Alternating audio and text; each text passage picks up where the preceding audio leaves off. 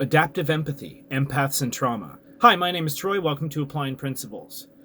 In life, there's a lot of people who have heightened awareness to other people's emotions, and people have different understandings as to why that is. And I have one understanding that I would like to introduce.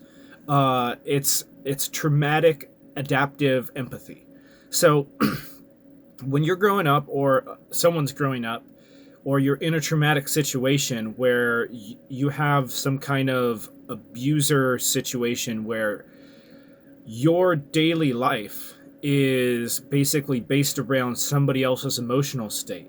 So then we use our natural ability of state emulation, emotional state emulation, and we sit there and we say, all right, this person is going to dictate my day, so I need to understand their emotional state and what they're doing. So it's a heightened awareness to other people's emotions rather than your own. And it leads into having bad boundaries and other stuff that comes about with being in traumatic relationships.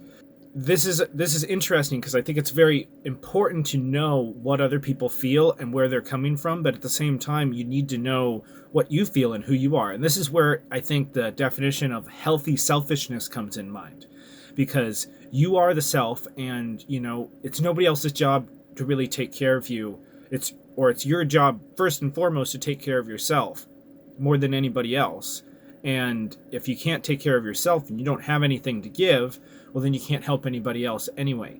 So we need, especially people who have this traumatic empathy where they have bad boundaries, and it's sometimes hard to tell, am I reacting to their emotions or am I just feeling their emotions, because I'm not focusing on myself and what I want and where I need to be and my path and who I am and my sense of self.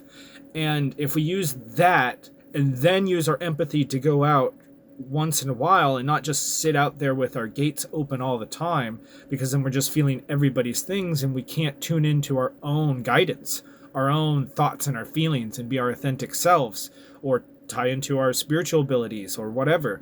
We don't have the ability if we're not open to them. And this is where journaling or meditation and yoga and other kinds of things to help get you into the body, to help get you feeling what your body feels like, doing activities on a regular basis that ground you in your experience and let you know how you feel. And because when you're doing sports or something like that, you're pushing yourself a little bit. You're seeing where your limits are, and you're feeling your body, and knowing that feeling and feeling those limits and testing your own boundaries so you can define your own boundaries is extremely healthy. And do it when you're young, when you have a lot more time to heal, but do it in proportion. And it's never too late to learn your boundaries, because boundaries are very, very important. And both, you need to know who you are, because you need to define where you stop and where other people begin, but also you need to define what you allow people to cross and who you allow to cross into certain areas of vulnerability or personal things. Certain things require trust, and how do you define those boundaries? Thanks for watching. On a channel note, I wanted to say that I haven't quite figured out how I want to monetize this channel yet. So for right now, it's just going to be a fun hobby channel, just sharing important information that I feel like sharing.